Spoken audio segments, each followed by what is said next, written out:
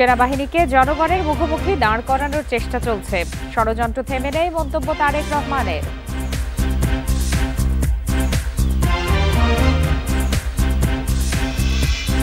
জরুরি অবস্থা নিয়ে গুজব ছড়ানো হচ্ছে, আইন শৃঙ্খলা পরিস্থিতি স্বাভাবিক মন্তব্য স্বরাষ্ট্র সচিবের।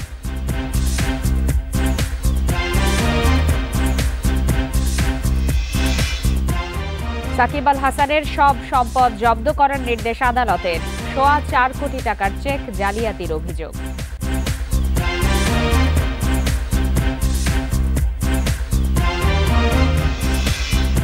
রিং পরানোর পর তামিম ইকবালের শারীরিক অবস্থার কিছুটা উন্নতি, 24 ঘন্টা থাকবেন নিবিড় পর্যবেক্ষণে।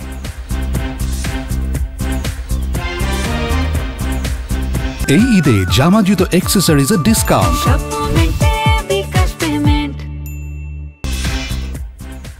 বিরতিহীন রাত 9টায় বাংলাদেশে সবাইকে আমন্ত্রণ। আপনাদের সাথে আছি আমি ফারহানা লোপা। এতক্ষণ শিরোনাম জানাচ্ছিলাম, এবার বিস্তারিত।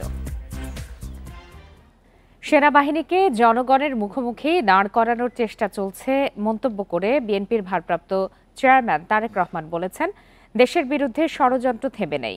সোমবার সন্ধ্যায় এক ইফতার মাহফিলে লন্ডন থেকে ভার্চুয়ালি যোগ দিয়ে তিনি একথা বলেন। রাজধানীর ইস্কাটনের লেডিস ক্লাবে সাংবাদিকদের সম্মানে ইফতার মাহফিলের আয়োজন করে বিএনপির মিডিয়া সেল। ইফতার মাহফিলে যোগ দেন বিভিন্ন জাতীয় দৈনিক ও টেলিভিশনের সাংবাদিকরা। বিএনপি মহাসচিব মির্জা ফখরুল ইসলাম আলমগীর বলেন, দেশকে অস্থিতিশীল করার চক্রান্ত শুরু হয়েছে। অতীতে ফ্যাসিস্ট সরকার আমলে যেভাবে বাংলাদেশের স্বাধীন সার্বভৌমত্ব বিপন্ন করা হয়েছে, আজকে আবার বাংলাদেশের স্বাধীন সার্বভৌমত্ব যেন বিপন্ন হয়, আমরা যেন আবার অরক্ষিত হয়ে পড়ি। আমাদের সেই দেশপ্রেমিক সেনাবাহিনী যারা দেশের প্রতিটি গুরুত্বপূর্ণ মুহূর্তে জাতির পাশে এসে দাঁড়িয়েছে, তাদেরকে আজকে আবার বিতর্কিত করার একটা হীন প্রচেষ্টা শুরু হয়েছে। লন্ডন থেকে ভার্চুয়ালি যোগ দিয়ে দেশের রাজনৈতিক পরিস্থিতি নিয়ে উদ্বেগ প্রকাশ করেন বিএনপির ভারপ্রাপ্ত চেয়ারম্যান তারেক রহমান। বলেন, দেশে একটি অস্থিরতা তৈরি হয়েছে, দেশপ্রেমিক সেনাবাহিনীকে জনগণের বিরুদ্ধে দাঁড় করানোর চেষ্টা চলছে। সেনাবাহিনীকে জনগণের মুখোমুখি করানোর চেষ্টা করা হচ্ছে। আপনি একজন সাংবাদিক হিসেবে, আমি একজন রাজনৈতিক কর্মী হিসেবে আমরা এতটুকু বুঝি যে এটি পিছনে নিশ্চয়ই কোনো ষড়যন্ত্র আছে। আমরা সকলে মিলে, দেশপ্রেমিক প্রত্যেকটি মানুষ আমরা সকলে মিলে যদি সচেতন থাকি, সচেষ্ট থাকি, অবশ্যই আমরা এই ষড়যন্ত্র মোকাবেলা করতে সক্ষম হব। আমাদেরকে যে কোনো মূল্যে অবশ্যই এই ষড়যন্ত্রকে মোকাবেলা করতে হবে। গণমাধ্যম কর্মীদের সত্য ঘটনা জাতির সামনে তুলে ধরার আহ্বান জানান বিএনপির ভারপ্রাপ্ত চেয়ারম্যান। আমাদের এই অনুষ্ঠানে জাহানারা পারভিন, ইন্ডিপেন্ডেন্ট নিউজ, ঢাকা। জরুরি অবস্থা জারি নিয়ে গুজব ছড়ানো হচ্ছে সামাজিক যোগাযোগ মাধ্যমে। একথা জানিয়ে স্বরাষ্ট্র সচিব বলেছেন, আইন শৃঙ্খলা পরিস্থিতি স্বাভাবিক রয়েছে।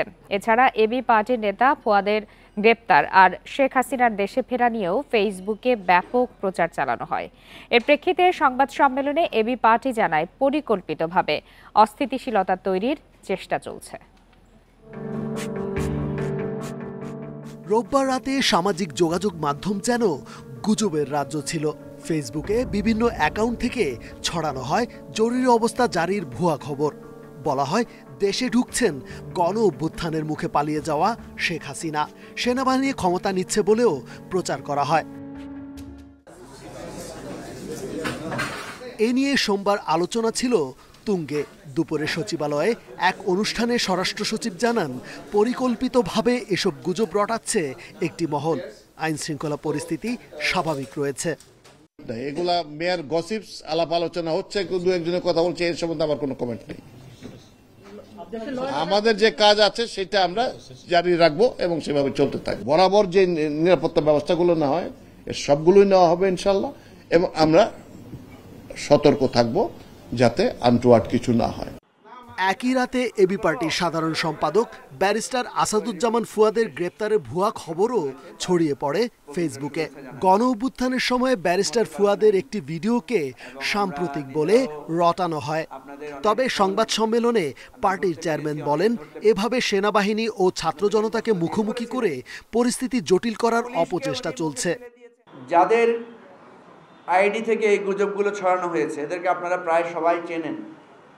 এরা সবাই পরিচিত, চিহ্নিত, পতিত স্বৈরাচার এবং আওয়ামী লীগের। এই দলটা, এই দলের নেতাদের এত বড় বিপর্যয়, এত বড় একটা গণ অভ্যুত্থানের পরেও তাদের মধ্যে শিক্ষা এবং তাদের যে অনুভূতি তৈরির, নতুন করে ভাবার কোনো লক্ষণ আমরা দেখতে পাচ্ছি না।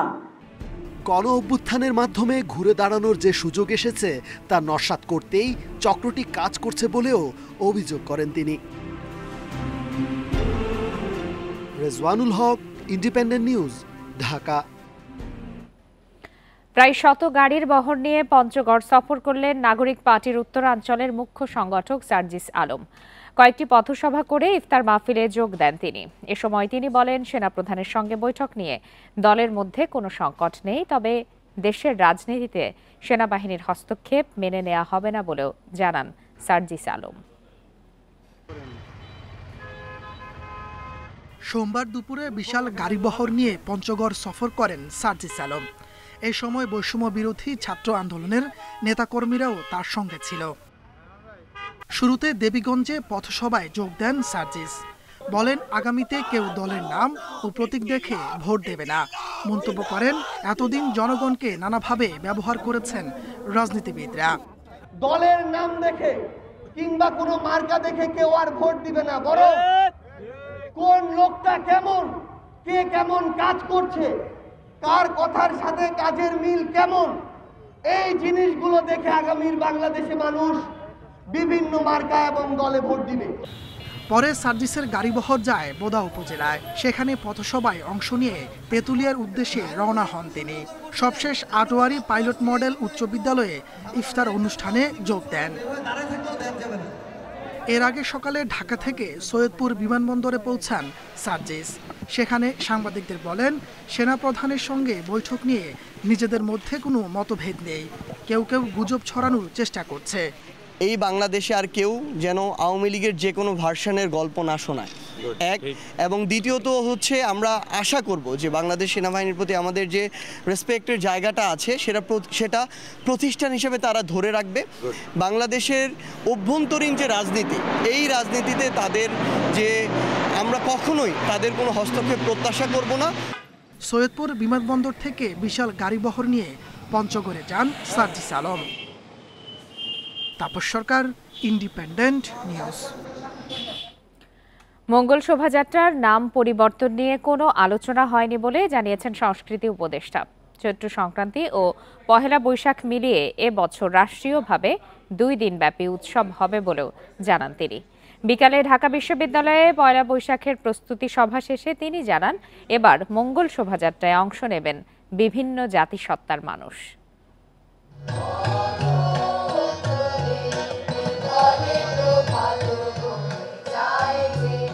ধর্ম বর্ণ নির্বিশেষে সব মানুষের মিলনের অন্যতম উৎসব পয়লা বৈশাখ। মূলত বাঙালির উৎসব হলেও এটি পরিণত হয়েছে অসাম্প্রদায়িকতার অনন্য উদাহরণে। পয়লা বৈশাখের অবিচ্ছেদ্য অনুষঙ্গ মঙ্গল শোভাযাত্রার নাম পরিবর্তন নিয়ে কয়েকদিন ধরেই চলছিল জল্পনা কল্পনা। তবে সোমবার ঢাকা বিশ্ববিদ্যালয়ের সিনেট ভবনে প্রস্তুতি সভা শেষে সংস্কৃতি উপদেষ্টা জানান, নাম পরিবর্তন নিয়ে কোনো আলোচনা হয়নি। আমাদের গতকালকের মিটিংও এই বিষয়ে কোনো আলোচনা হয়নি। আপনারা মিটিং শেষে প্রশ্ন করেছেন এবং তারপরে আমাকে অনেকে আবার মিসকোট করে লিখেছেন, সেটা আমি দেখেছি, নিজের মতো করে আমার মুখে শব্দ বসিয়েছেন। আজকের মিটিংও আমাদের এই নিয়ে কোনো আলোচনা হয়নি, আমরা এই সিদ্ধান্ত এই বিষয়ে কোনো কিছুই নেওয়া হয়নি। উপদেষ্টা আরও জানান, এবার মঙ্গল শোভাযাত্রায় সব জাতিসত্তার মানুষের অংশগ্রহণে নতুন রং ও সুর সৃষ্টি হবে। নববর্ষের ঐক্যতান, ফ্যাসিবাদের অবসান। সো এটা ফ্যাসিবাদ পরবর্তী নববর্ষ উদযাপন হচ্ছে। এবং আরেকটা কথা বলতে পারি, এবার উদযাপনটা 2 দিন ব্যাপী হবে। চৈত্র সংক্রান্তির আয়োজন থাকবে, পয়লা বৈশাখের আয়োজন থাকবে। বিভিন্ন জাতিগোষ্ঠী, তাদের সাংস্কৃতিক টিম এবং প্রাইভেট ইউনিভার্সিটিগুলো তারাও যুক্ত হচ্ছে এটার সঙ্গে। ফলে এটা is going to B bigger, better and more colourful. এদিকে ঢাকা বিশ্ববিদ্যালয় কর্তৃপক্ষ জানিয়েছে, নববর্ষের দিন সকাল 9টায় চারুকলার সামনে থেকে শোভাযাত্রা বের হয়ে শিশু পার্ক, শাহবাগ হয়ে টিএসসিতে শেষ হবে। মুখোশ পরা, ভুভুজেলা বাজানো ও ব্যাগ নেওয়া নিষেধ। এবারও সব আয়োজন শেষ করতে হবে বিকেল 5টার মধ্যে। আনোয়ার সাদাত নূর, ইন্ডিপেন্ডেন্ট নিউজ, ঢাকা। প্রায় 4,15,00,000 টাকার চেক ডিজঅনারের অভিযোগে মামলায় ক্রিকেটার সাকিব আল হাসানের সম্পদ জব্দের আদেশ দিয়েছে আদালত। দুপুরে ঢাকার অতিরিক্ত মেট্রোপলিটন ম্যাজিস্ট্রেট জিয়াদুর রহমানের আদালত এই আদেশ দেয়। এর আগে সাকিবের সব ব্যাংক হিসাব জব্দ করে বিএফআইইউ। পুঁজিবাজারে কারসাজি ও আর্থিক অনিয়ম খতিয়ে দেখতে গত বছরের 2 অক্টোবর ক্রিকেটার সাকিব আল হাসান, তার স্ত্রী উম্মে আহমেদ শিশির ও তাদের ব্যবসায়িক প্রতিষ্ঠানের ব্যাংক হিসেবের তথ্য তলব করে Bangladesh financial intelligence unit BFIU. তদন্ত শেষে সরকারের নির্দেশে তার সব ব্যাংক হিসাব জব্দ করে সংস্থাটি। এবার প্রায় 4,15,00,000 টাকার চেক ডিজঅনারের অভিযোগের মামলায় তার সম্পদ জব্দের আদেশ দিয়েছে আদালত। ঢাকার অতিরিক্ত মেট্রোপলিটন ম্যাজিস্ট্রেট জিয়াদুর রহমানের আদালত এ আদেশ দেন। সব মিলিয়ে আর্থিক অনিয়ম যেন পিছু ছাড়ছে না সাকিবের। ওনার বিরুদ্ধে নেগেশন ইনস্ট্রুমেন্ট একটা যে মামলা হয়েছে সেটার প্রেক্ষিতে বিভিন্ন স্টেপ ওনার বিরুদ্ধে প্রথম সমন হয়েছে।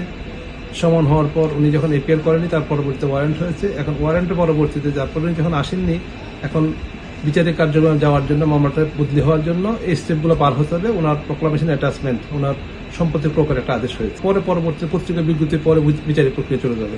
গত বছরের 15 ডিসেম্বর ঢাকার অতিরিক্ত চিফ মেট্রোপলিটন ম্যাজিস্ট্রেট আদালতে আইএফআইসি ব্যাংকের পক্ষে শাহিবুর রহমান বাদী হয়ে সাকিব সহ 4 জনকে আসামি করে এ মামলা করেন। দ্বাদশ জাতীয় সংসদ নির্বাচনে মাগুরা 1 আসন থেকে আওয়ামী লীগের হয়ে সংসদ সদস্য নির্বাচিত হন সাকিব আল হাসান। 5 আগস্ট শেখ হাসিনা সরকার পতনের পর আদাবর থানার হত্যা মামলায় আসামি করা হয় সাকিব আল হাসানকে। নুরসেলিনা শিউলি, ইন্ডিপেন্ডেন্ট নিউজ, ঢাকা। বগুড়ায় 2 যুবককে অপহরণের পর মুক্তিপণ আদায়ের অভিযোগে 5 পুলিশ সদস্যকে সাময়িক বরখাস্ত করা হয়েছে। সন্ধ্যায় রাজশাহী মেট্রোপলিটন পুলিশের সদর দপ্তর এই তথ্য জানিয়েছে। রবিবার মধ্যরাতে বগুড়ার ধনট, শেরপুর ও নন্দীগ্রাম উপজেলার বিভিন্ন জায়গায় অভিযান চালিয়ে 5 পুলিশ সদস্য সহ 6 জনকে গ্রেপ্তার করা হয়। বগুড়ার অতিরিক্ত পুলিশ সুপার সুমন রঞ্জন সরকার জানান, রাজশাহী মেট্রোপলিটন গোয়েন্দা পুলিশের 5 সদস্য রবিবার দুপুরে বগুড়ার ধুনট থেকে জাহাঙ্গীর ও রাব্বি নামে 2 জনকে আটক করে মাইক্রোবাসে তোলেন। পরে তাদের কাছে 12 লাখ টাকা মুক্তিপণ দাবি করা হয়। শেষে 3,30,000 টাকা দিয়ে ছাড়া পান তারা। অভিযোগ পাওয়ার পর অভিযান চালিয়ে এসআই শাহিন মোহাম্মদ অনু ইসলাম, কনস্টেবল রিপন মিয়া, আবুল কালাম আজাদ, মাহবুব আলম, বাশির আলী এবং মাইক্রোবাস চালক মেহেদি হাসানকে আটক করা হয়। আজ ধুনট থানায় মামলা হলে তাদের গ্রেপ্তার দেখায় পুলিশ। 5 জন আরএমপি সদস্য, পুলিশ সদস্য এবং 1 জন সিভিল ড্রাইভার। আমরা যেটুকু প্রাথমিকভাবে যেটা সন্দেহজনক পাইছি আমরা সেই কাজটুকু করছি। ঘটনাস্থল যেখানে ধুনট থানা, আমরা ধুনট থানায় প্রেরণ করছি।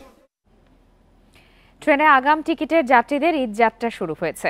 সোমবার ঢাকা রেল স্টেশন থেকে রাজশাহীর ধূমকেতু এক্সপ্রেসের মাধ্যমে এই যাত্রা শুরু হয়। এদিন ট্রেন ছেড়েছে 67টি।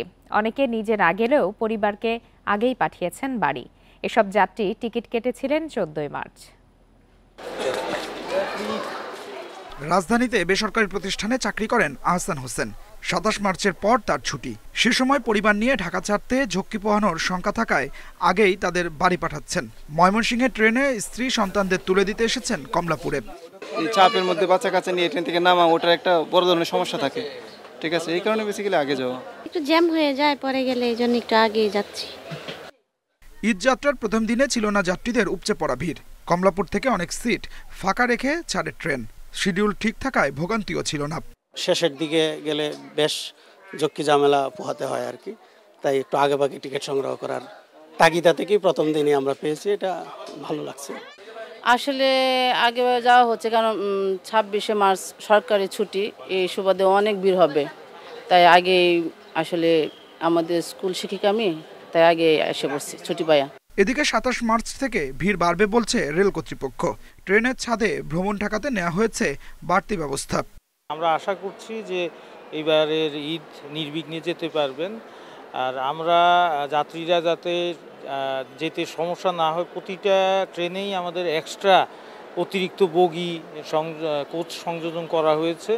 এছাড়া আমরা স্পেশাল ট্রেন দিচ্ছি পার্বতীপুর, জয়দেবপুর এবং ঢাকা থেকে দেওয়ানগঞ্জ বাজার।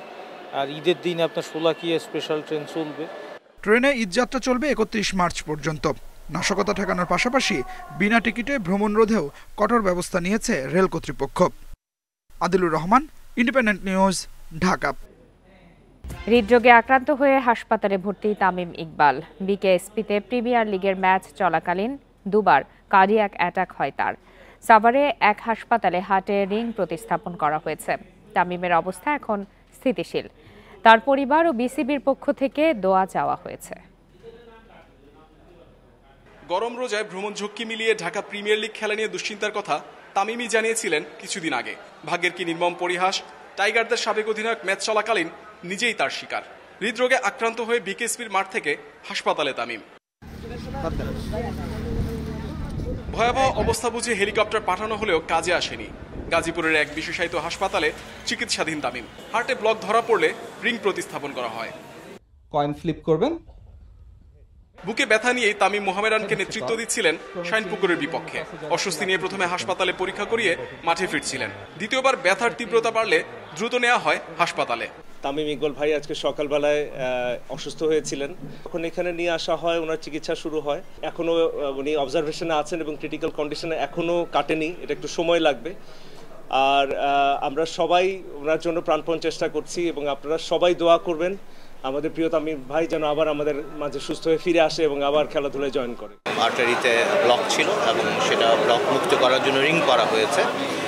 অন্যান্য আর্টারিগুলোর অবস্থা ভালো। তো আশা করছি যেহেতু মূল সমস্যাটা সমাধান হয়ে গেছে, উত্তরোত্তরও ভালোর দিকে যেতে থাকবে।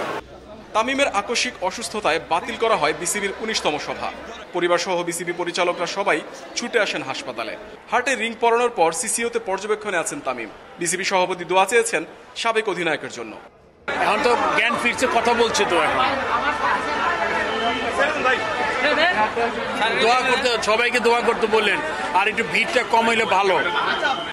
বিসিবির পক্ষ থেকে হাসপাতাল কর্তৃপক্ষকে ধন্যবাদ জানানো হয়। দেশেরা ওপেনারের অসুস্থতার খবরে হাসপাতালে ভিড় জমায় ভক্তরা। সবার চাওয়া দ্রুত সুস্থ হয়ে উঠুক তামিম। Mohammad Nazim, independent news, Savar, Dhaka. তামিম ইকবালের সুস্থতায় পুরো ক্রিকেট বিশ্ব প্রার্থনা করছে। নিজ এলাকা চট্টগ্রাম থেকে ঢাকা, সেখান থেকে বিশ্ব তারকা সবাই নিজের জায়গা থেকে শঙ্কা ও সমর্থনের কথা জানাচ্ছেন। মাশরাফি, মিরাজ, মালিঙ্গা ও কলকাতা নাইট রাইডার্স তামিমকে মাঠের মতো লড়াই করে ফিরে আসতে বলছে। রোজা ও তীব্র গরমে খেলা, খারাপ কিছুর শঙ্কা সবার আগে তামিমই জানিয়েছিলেন। কে জানতো সেই তামিমই হবেন দুর্ঘটনার শিকার। গোটা দেশ, গোটা দুনিয়া যেন এক হয়ে দোয়া করছেন তামিমের জন্য। জন্ম যেখানে সেই চট্টগ্রাম যেন স্তব্ধ। বাড়িতে উৎকণ্ঠা, শঙ্কা নিয়ে ভক্তদের অপেক্ষা। ভাইয়া অসুস্থ, আসিফ মেডিকেল নিয়ে গেছে, তা আন্টি বলছে একটু দোয়া চাওয়ার জন্য মসজিদে, এটাই বলছে, আর কিছু বল নাই। মানুষের দেশবাসীর কাছে দোয়া চাইছে, সকলের নিকট, দেশবাসীর নিকট দোয়া কামনা করতেছে। লর্ডসের সেই উদযাপন, এক হাতে ব্যাট করা, 2007 বিশ্বকাপের 50, এমন নানা অর্জনে টাইগার ভক্তদের মনে বড় অংশ জুড়ে আছেন তামিম। সেই তামিমের জন্যই সৃষ্টিকর্তার কাছে প্রার্থনা সবার। দ্রুত সুস্থতা কামনা করছি। এই রমজান মাসে আমরা দোয়া করি তিনি যেন সুস্থতার সাথে আমাদের মাঝে আবার ফিরে আসে। চোখে যে ছবিটা ভেসে ওঠে সেটা হচ্ছে লর্ডসে একজন হোয়াইট টেস্ট জার্সি পরে একজন পিছনে নিজের পিছনে হচ্ছে জার্সিতে ইঙ্গিত করে দেখাচ্ছেন যে this is Tamim Iqbal Khan. Tiger ক্রিকেটে তামিমের দেয়া অনেক কিছুই বাকি আছে। সুস্থ হয়ে ফিরে এসে অভিজ্ঞতা দিয়ে টাইগার ক্রিকেটে অবদান রাখবেন চাওয়া ভক্তদের। তিনি যেন আরো গোলাপ করেন এবং তিনি ক্রিকেট মাঠে শুধু ফিরে আসা নয়, বরঞ্চ বাংলাদেশ ক্রিকেটকে বিশ্বের দরবারে যেন আরো বেশি করে প্রতিনিধিত্ব করতে পারেন, সেটা তার সকল কাজের মাধ্যমে। আমরা যারা তামিমের ভক্ত আছি, আমরা যারা ক্রিকেটকে ভালোবাসি, তারা চাইবো যে তামিম অচিরে যেন সুস্থ হয়ে আসুক এবং তামিম যেন আবার মাঠে চলে আসুক, তামিম যেন মাঠে আসতে পারে এবং সেখানে ভালো খেলতে পারে। প্রধান উপদেষ্টা তামিমের খোঁজ খবর নিয়েছেন। তার উপপ্রেস সচিব কথা বলেছেন বিসিবির প্রধান নির্বাহীর সাথে। বিসিবি সংবাদ বিজ্ঞপ্তি দিয়ে তামিমের জন্য দেশবাসীর কাছে দোয়া চেয়েছে। মাশরাফি, মিরাজ, তাসকিন, সৌম্য, মুমিনুলরা সামাজিক যোগাযোগ মাধ্যমে তামিমের সুস্থতা কামনা করেছেন। বিশ্ব তারকারাও তাদের শঙ্কা ও সহমর্মিতা জানিয়েছেন একে একে। Mazharul Islam, independent news. Online ভিত্তিক ফুড ডেলিভারি প্রতিষ্ঠান ফুডির আয়োজনে রাজধানীতে চলছে ব্যতিক্রমী ইফতার ও সেহরি ফেস্ট। বনানীর কামাল আতাতুর্ক এভিনিউ মাঠে প্রতিদিন দুপুর 2টা থেকে রাত 3টা পর্যন্ত চলছে জমজমাট এই আয়োজন। ব্যতিক্রমী এই ফেস্টে অংশ নিয়েছে পুরান ঢাকার ঐতিহ্যবাহী বিউটি লাচ্ছি, মোহাম্মদপুরের মুস্তাকিম কাবাব সহ 30টির বেশি নামি দামি রেস্টুরেন্ট। ইফতারের সাধারণ আইটেমের পাশাপাশি পাওয়া যাচ্ছে ফাস্টফুড, চাইনিজ, ডেজার্ট, সালাদ, ফ্রেশ জুস। এছাড়া সেহরির জন্য রয়েছে খিচুড়ি, বিরিয়ানি সহ নানা পদের খাবার। নাম করা সব রেস্টুরেন্টের খাবারের স্বাদ নিতে পারায় খুশি ভোক্তারা। আগামী 29 মার্চ পর্যন্ত চলবে এই আয়োজন।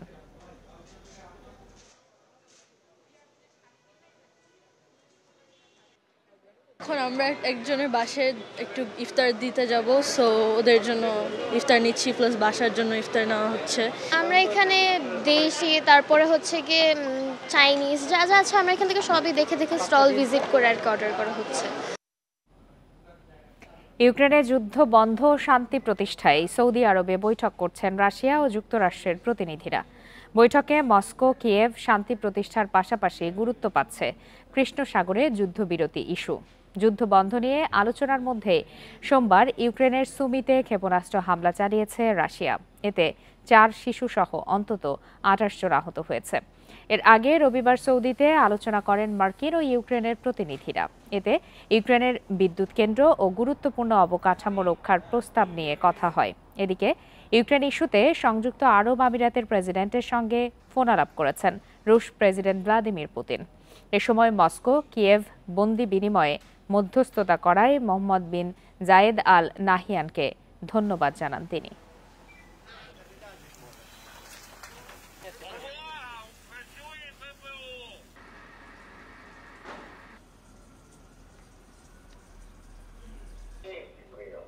আর এই ছিল আজকের বিরতিহীন রাত 9টায় বাংলাদেশের সাথে থাকার জন্য ধন্যবাদ সবাইকে।